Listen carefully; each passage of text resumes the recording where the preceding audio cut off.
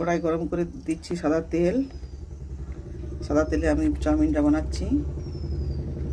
এরপর দিচ্ছি সবজি।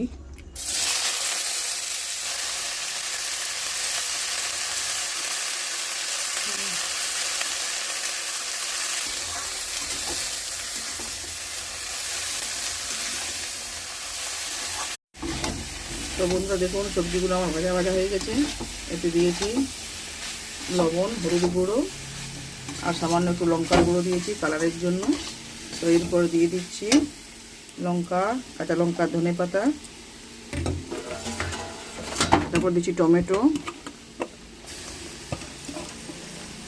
হেলদি চাউমিন বানাচ্ছি আমি।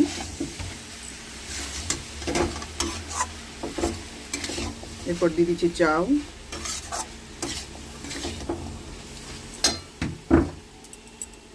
সেদ্ধ করে রাখা চাউ।